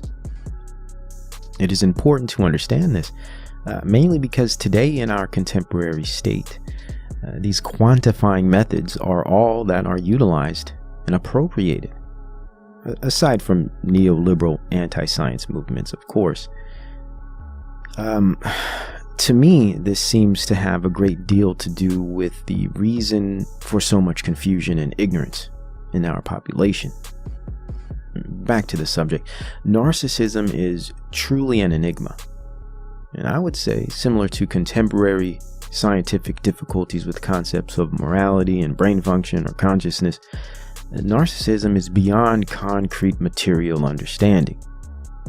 Possibly these concepts remain in their essences as maybe described by Kant, forms of noumena, things that are independent of perception by our senses, things that we can claim exist yet cannot prove through our sensory capacities. Actually, it reminds me of something like the Holy Spirit or faith. Blind knowing, the substance of things hoped for, the evidence of things not seen. And though we can collect data and aggregate behavior patterns in shared groups, observe replicable patterns in societies, put value judgments on our results, document patterned family and childhood experiences. I mean, we can demonstrate through our senses that these behaviors have a true effect on humanity, a pathological effect, mind you. And we can even create heuristics to monitor them, and labels and taxonomies to categorize the expressions and subgroupings. But how do we concretely pinpoint and define the essence of this affective thing? What truly is the source of this condition, and what is it made of? This is why I approach it as an intangible at its essence, though psychology does as well to some extent. The field also attempts to structure it in a way that makes material claims that present quantifiable and behavioral value, as in the positions of behaviorism, for instance, or neurology. Yet it ends up being useless when there's no intrinsic meaning in the results, or no qualification presented. Again, it renders these studies, that is, they render the condition and humans in general to systems, to programmable and random occurrences or rationally selected figments of nature. This type of data does not help anyone or provide any meaning. Moreover, this is pretty much why I take the position of a spiritual approach and a metaphysical ultimate understanding that can only be properly constructed through a theological presupposition, hence the spiritual component of narcissism. From my worldview, it can be described as a spiritual condition that works in a counterproductive manner when pathological or even subclinical. It seems to create a hyper-focus on the self that is in opposition to the deepest needs of human beings, which is community, family, procreation, and love. God has created us as social beings. Even materialist anthropology demonstrates this. And narcissism, when deformed, is inherently antisocial. And I would argue anti-human, or non-human even. Hence my given value judgment, which of course I do understand is culture bound and contingent on worldview. But by not taking this secular position, I make the claim that there is one truth, an absolute morality, one God, one faith, and a specific meta-narrative that has provided our condition and its ends. So, well, therefore I have the right, logically, to place my value judgments. Whether you agree, that's based on opinion. Just trying to qualify my reasoning behind claiming narcissism in it of itself is a negative or bad thing. This is, of course, excluding the adaptive or healthy versions of narcissism, of course. Yet we still have not properly even defined narcissism. Our population flirts with the tip of its iceberg. Its theoretical depth and entirety has been spirited away to unknown corners and quarters of academia, keeping it pretty much hidden from the general population.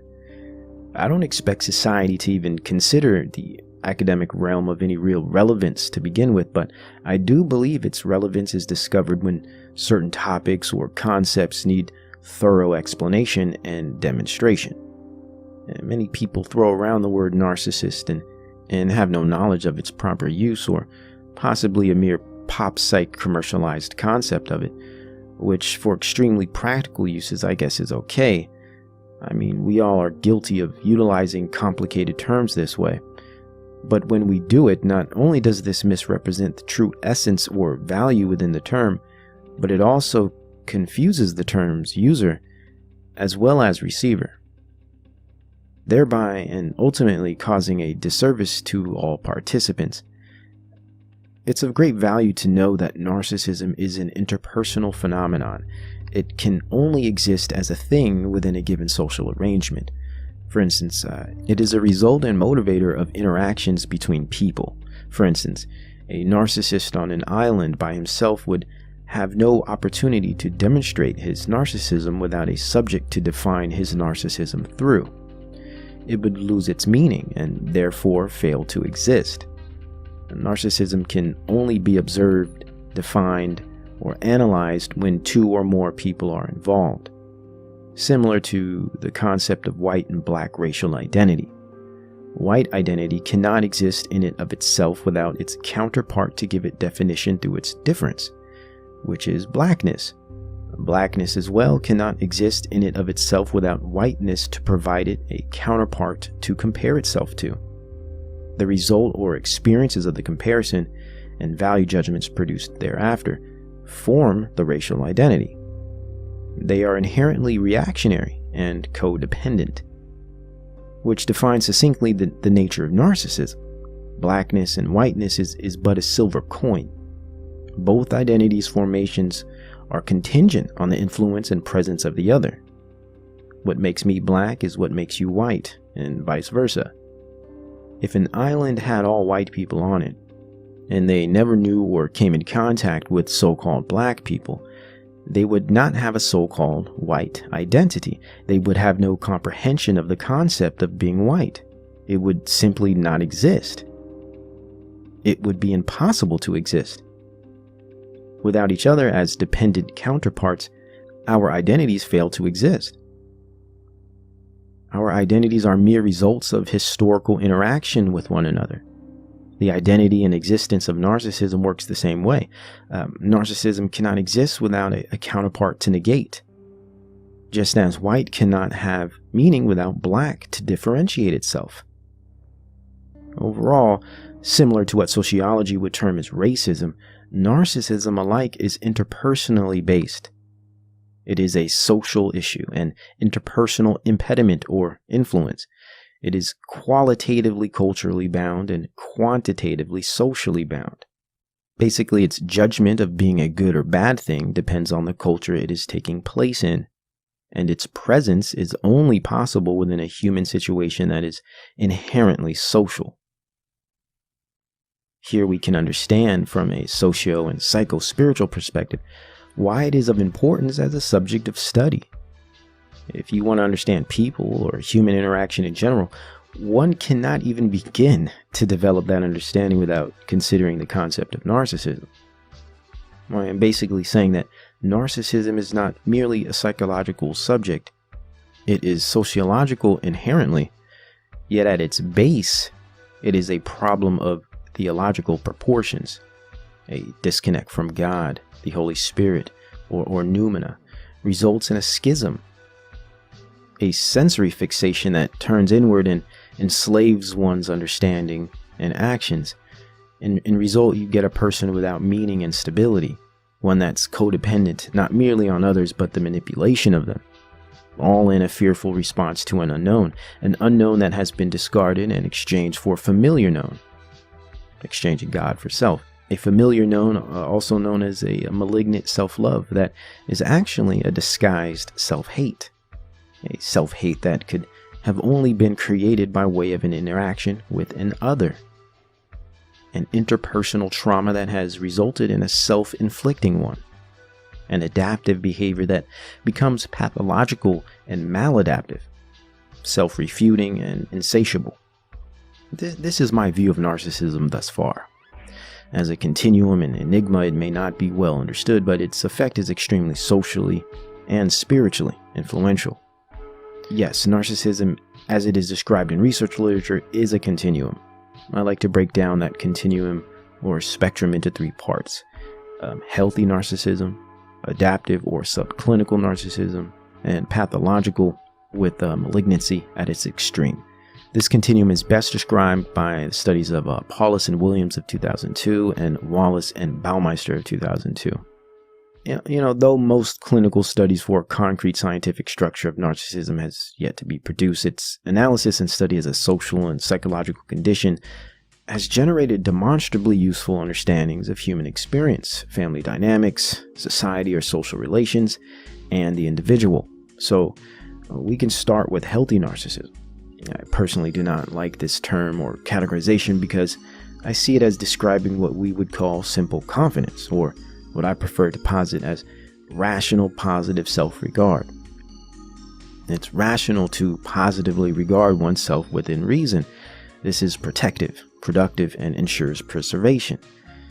All things that reassure the existence of human conditions. When experienced in light of truth, morality, and of course God, it is an example of the ideal form of narcissism, if one is to assume such a thing exists. Through a healthy sense of narcissism, we find vast amounts of creativity, balance, vigor, discipline, and zest for life. We all contain this capacity for healthy narcissism.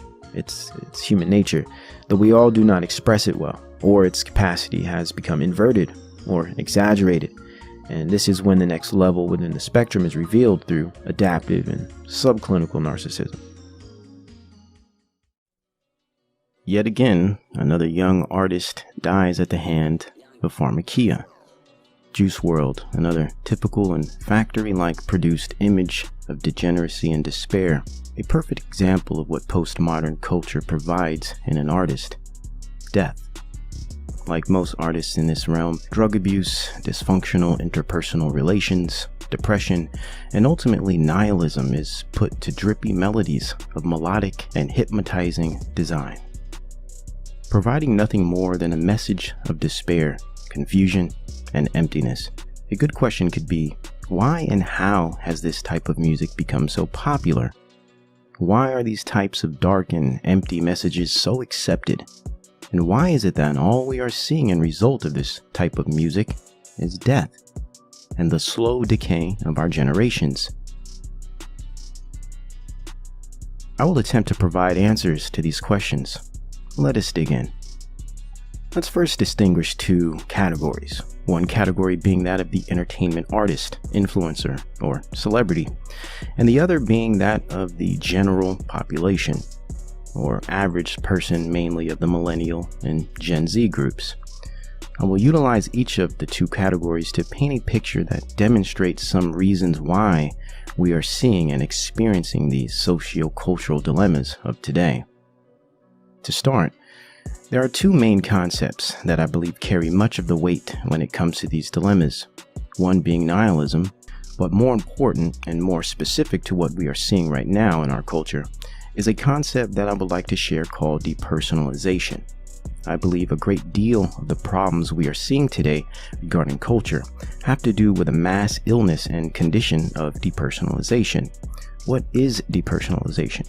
And not to be confused with the type that can be conjured by poor sleep quality or bad diet, but the kind that is conjured via trauma, substance abuse, and psychological conditioning. Depersonalization can simply be described as an identity disturbance, distortion of self that produces enduring feelings of detachment or estrangement, causing confusion, anxiety, and depressive disorders. Let's start with the first category, entertainment artist / influencer. Narcissism plays an establishing role in all of this. We're living in a society today that cultivates narcissistic behavior in its culture, not merely through its superficial culture of cosmopolitan consumerism and viral celebrity, but mainly through its technological simulacra, or the social media hall of mirrors, in which no one really knows who they are and exist only to achieve the gaze of the other via screens, and systematically develop their false selves by attempting to get an audience to mirror their behaviors, as if people do not know they are real, until the other signifies their existence through a like. The endless battle to be seen, a structured colony of dancing and relapsing monkeys, artificial people that attempt to act real, and can only understand reality through a lens of memes. Thoughts and culture become minced and juxtaposed strata of memetics. Life becomes irony folded over itself to the point of existential absurdity. Actions and interests are mere mimicry. Self-esteem becomes an aesthetic. An identity is shopped for and purchased like winter sweaters. Subsequently, you will also find identities change with the seasons. Life becomes a dream, a corporate brand campaign with working nostrils, movie-like, and in many cases, completely virtual in digital format. Welcome to the year 2020. Entertainment artists like the late Juice WRLD and all the others only get to the position they are in through this level of lack of self and essential narcissism. the obsessive need to be seen and adored, revered for one's special uniqueness or talent. In other words, the spotlight, as it is so called, tends to be a haven for the narcissistic personality, like a moth to a flame. The pattern of this all is fairly simple. Of course, it all starts with a lack of God and a stable worldview, followed by abuse or trauma, usually in childhood. These children grow up with a hole within them, a void, that is filled by the creation of a false self, which ultimately demonstrates itself through behavioral narcissism and ameliorated through the attention industries, whether that be film, music, and now social media. This is why you'll find that most celebrities and musicians not only come from abusive homes, but they have been sexually abused or severely neglected from a very young age. XXXTentacion is a perfect example of this pattern. The next stage in the pattern comes in the form of addiction. The narcissist is always addicted to something, and all addicts suffer from a form of narcissism, described in putting one's needs of something over all else, regardless of the circumstances. This is why you will find the majority of artists and musicians are heavily addicted to substance abuse and, of course, the accompanying sex addiction. This pattern is prevalent and very easy to spot. Attention, drugs, and sex tend to be the addictions the entertainment artist suffers from most. And it is essentially their lack of God and dis-ease of narcissism that brings them to this point, the point of a nihilistic worldview and a state of depersonalization. Here is where the real dilemma sets in. The entertainers become famous and infect the entire society with their illness through the accumulation of fans and industry media support and promotion. We call this the enabling faction, that which normalizes, justifies, and lionizes mentally ill and spiritually corrupt personalities. From here, this is how culture is ultimately created, through the systematic formulation of these synchronistic processes. As they say, do it for the culture, or do it for the gram. If they only knew what those statements actually meant. But let us continue. So as we can see, mainstream entertainers become entertainers because they have a void within them that exaggerates the need for attention and recognition, a toxic desire and irrational need to be seen. Not merely seen, in fact, but famous or infamous. Their toxic narcissism and comorbid mental illnesses lead them to addictions that usually end up in their early demise. The strangest part is when the general public reveres these types of personalities, and it is usually because they identify with them, because they either suffer from similar illnesses or have been conditioned to through the technological simulacra our generations are trapped within. Their reality has become so distorted and misleading that they no longer make decisions for themselves and have no way of seeing outside of the cultural paradox they have been consumed by. Now let's talk about the general population. Second category. Especially those born after, say, 1996. They're all part of a new breed of human beings. Literally. Their brains are wired completely different due to being raised in an era where technology has replaced many human instincts and behaviors. And no, this is not something called progress, though the establishment will love to fool you into believing so. An important point to address here is that though neoliberal postmodern industries promote demonic and psychologically damaging material as cultural norms, it is the general public and mainly the fans that create what is popular through their consistent support and mirroring. My contention is that they are stuck within a simulacra of social media sorts that has blinded them from reality. In fact, it has caused a fissure, a dissociative reaction that has developed into a mass epidemic of depersonalization. People are no longer genuine people. They are avatars and profiles, handles, and online personalities that do not carry over into the real world. Living a double life is no longer specific to extramarital affairs, but today, it is a sociological norm. In fact, alleged real-world things are established in the digital realm and take precedence over the physical world. Like how relationships today aren't considered relationships unless they are updated so on Facebook or established visually through endless look at us posts on Instagram, stories, and, well, you know the rest. Hereby, the actual physical relationship is ultimately less experienced than the experience of the attentional response given by the virtual audience that exists in the digital abyss. We call them social media communities. The main focus isn't actually living out the relationship in the real world, but instead, the focus is placed on the perception of those watching and reacting in the virtual one. Again, it's like staring into the mirror for attention while completely ignoring the physical person in front of you. The current generations live a virtual existence, detached from the physical one, detached from their own bodies even. Identities are dysfunctional, hence all the gender and identity dysphoria we find so common today.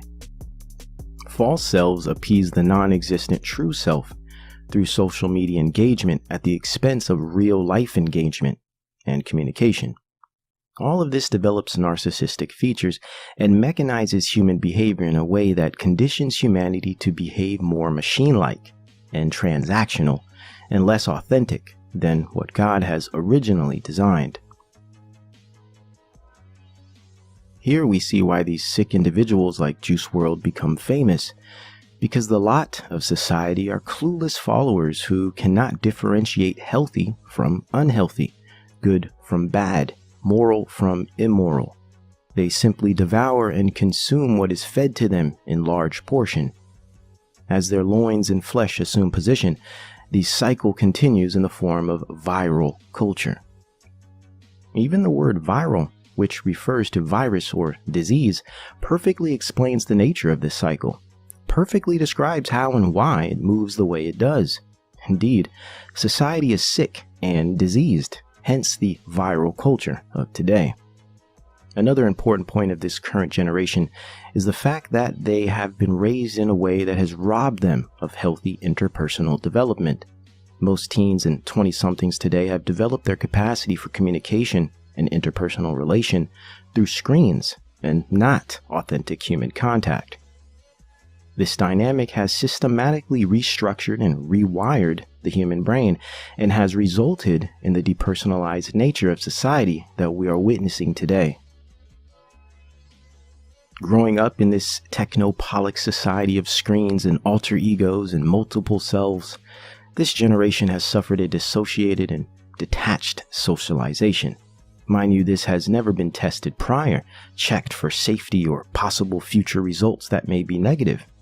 No, it was thrown on society like a blanket. No questions asked, no limitations drawn. Why do you think so many are insecure, depressed, unable to take simple criticism, and in need of safe spaces and refuge? Why are people today so lost and morally bankrupt that they would even consider death culture, as demonstrated by the likes of Juice WRLD? Because this generation is completely lost and lacks authenticity, truth, and of course, God. Hence their ignorance, sexual obsessions, and drug addictions. Lacking true identity, they latch on to entertainment personas for a semblance of reality, in which I argue is a hyper-reality. See, humans were never designed for this level of asociality, detached, technological existence where screens replace the real world, and postmodern relativism replaces truth and order. Why do you think we are falling apart? Because capitalism? The big bad patriarchy? Don't be silly. Humans are biopsychologically breaking down.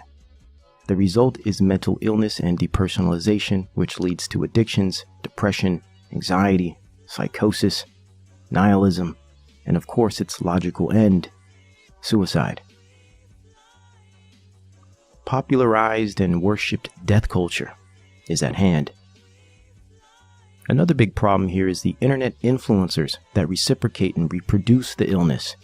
Internet personalities narcissistically exacerbate the problem by reconstituting the artist's messages and culture, by promoting it and making it relevant for their own personal gain, in the form of likes, views, attention, and career. They popularize degenerate mental patients for the sake of nothing more than cultural popularity and vapid virality, all while lining their pockets at the expense of humanity. Now take a generation that predominantly gets its sense of self and human engagement through screens, then add drugs, porn, and autoerotic addictions, all of which rewire the neural pathways, mind you. You will have the result of an entire generation of dissociated, atomized, and narcissistic humanoids. And big tech is only getting bigger, while genuine human interaction and authenticity is only getting smaller. How do you think all of this will play out logically? Think about it. We are so depraved and mentally disfigured that today, strippers, druggies, and prostitutes are the moral agents of sociological influence. But let us not forget that it is a requirement to be mentally ill and spiritually broken to be a stripper, a druggie, or a prostitute. Sex is not work. It is a means to reproduction and a glue that complements marriage. Anything else regarding it has been indoctrinated through the very psychotic and narcissistic culture industry platform that has been the prime discussion of this video. Stable, authentic, and complete humans would never participate in these degenerate realms, let alone even promote them and show open support. Hence the majority of society today that is unstable, narcissistic, spiritually detached from God and their own humanity, i.e., depersonalization. In a postmodern culture where pluralism supersedes logic, bad and good as categories do not exist, and amorality with relativism maintains the role of socio-cultural guidance, all you have left is nihilism, which is ultimately death. The culture of death.